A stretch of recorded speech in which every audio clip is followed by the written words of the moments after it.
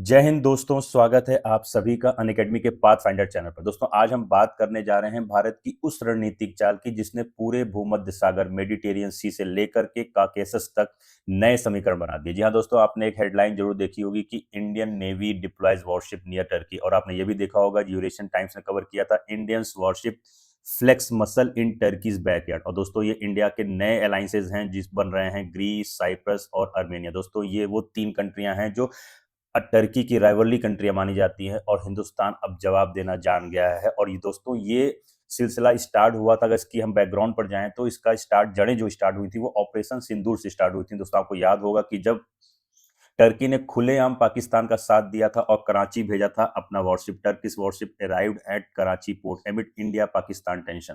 दोस्तों भारत ने जवाब भी वैसा ही दिया है, खामोशी से लेकिन ताकत के साथ, कि अब इंडियन नेवी लगातार टर्किश वाटर्स के पास पेट्रोल कर रही है। और साथ ही दोस्तों टर्की के जो विरोधी देश मैंने आपको जो बताया, ग्रीस, साइप्रस और आर्मेनिया के साथ पार्टनरशिप को और मजबूत करे हैं।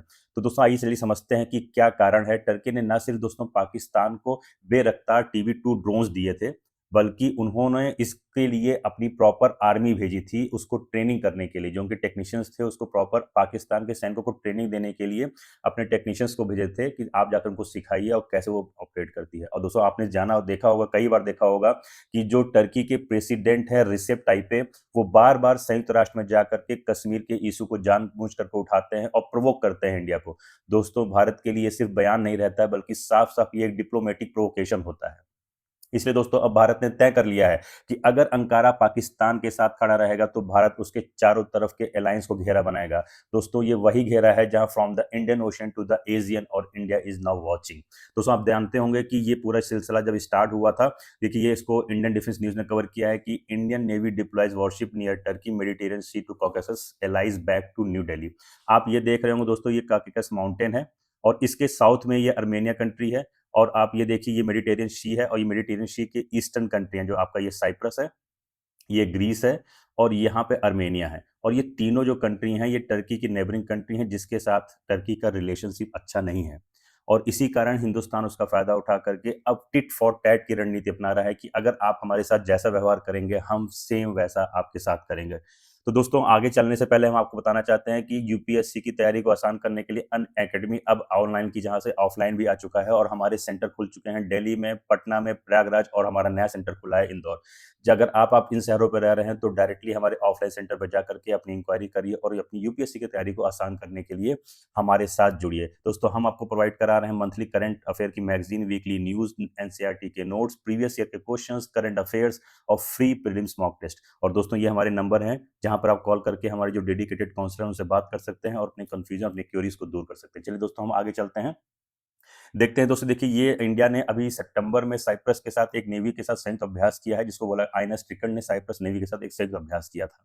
ये 2025 की बात है दोस्तों। और देखिए ये हमारी जो वॉरशिप है और ये मूव कर रहे हैं और ये जा रहे हैं ईस्टर्न मेडिटेरियन सी के साथ पास जा रहे हैं, और ये हमारी नवल एक्सरसाइज होने जा रही है वहां पर।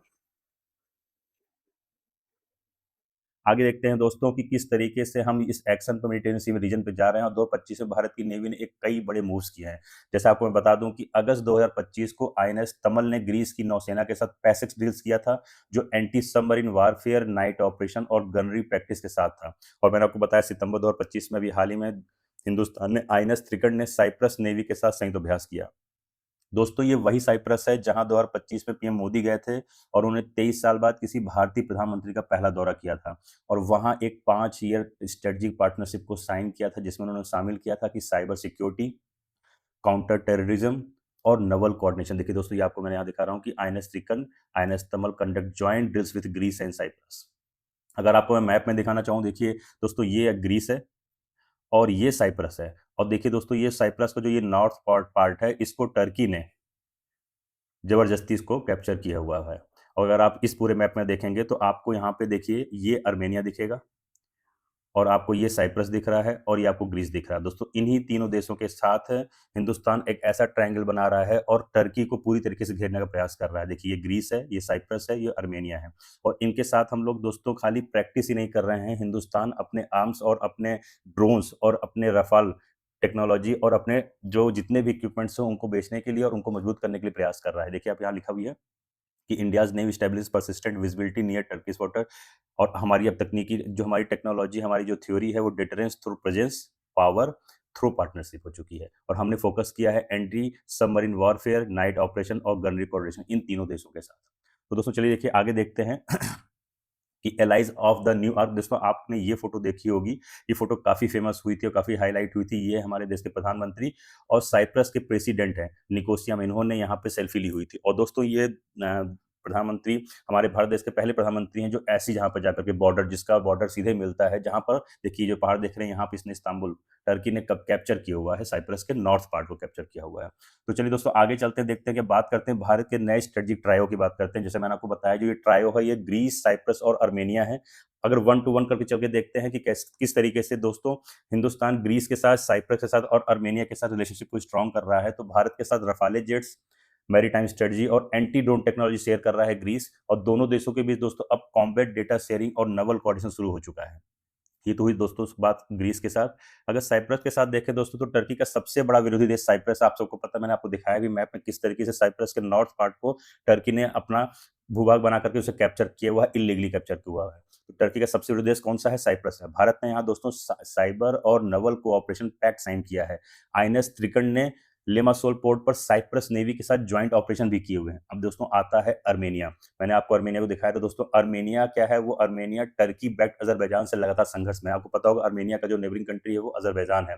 और अजरबैजान और अर्मेनिया के बीच आए दिन लड़ाई झगड़ा होता रहता है। और जो अजरबैजान है उसको बैक करता है कौन? अर्मेनिया करता है। आपको ध्यान होगा कि ऑपरेशन सिंदूर के टाइम पर अजरबैजान ने भी डायरेक्टली पाकिस्तान का सपोर्ट किया था और खुल करके पाकिस्तान का सपोर्ट करने के बाद हिंदुस्तान का विरोध किया था। देखिए दोस्तों ये जियोपॉलिटिक्स ऐसी आज की डेट में हो चुकी है कि अगर आप किसी एक कंट्री का विरोध कर रहे हैं, अगर वो कंट्री किसी दूसरे कंट्री की फ्रेंड है, तो वो कंट्री आपके स्टेटमेंट आपके साथ खड़ी करके करती है। जैसे अजरबैजान, टर्की, पाकिस्तान, ये एक ट्रायंगल है, इनकी एक कोऑर्डिनेशन है। उसी तरीके से दोस्तों हिंदुस्तान ने अपना अजरबैजान के बगल कंट्री अर्मेनिया उसके साथ और साइप्रस के साथ और फिर ग्रीस के साथ अपनी रिलेशनशिप स्ट्रॉन्ग कर रखी है। और हमने रिलेशनशिप स्ट्रॉन्ग ही नहीं किया है दोस्तों, हमने अर्मेनिया को दिया है आकाश 1S air defence system, Pinaka rocket और एंटी ड्रोन वीपेंस।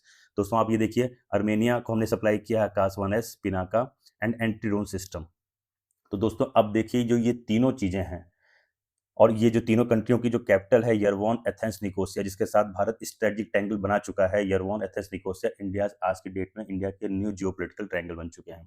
ये हमारे जियोपॉलिटिकल आर्क बन चुके हैं दोस्तों। और हम आगे चल के देखते हैं कि क्या इस पूरे स्टोरी का एक बिग पिक्चर क्या सामने आ रहा है दोस्तों। क्या भारत टर्की को घेर रहा है स्ट्रेटेजिकली, या टर्की का पूरा फोकस मिडिल ईस्ट और पाकिस्तान के साथ इन्फ्लुएंस बढ़ाने पर है?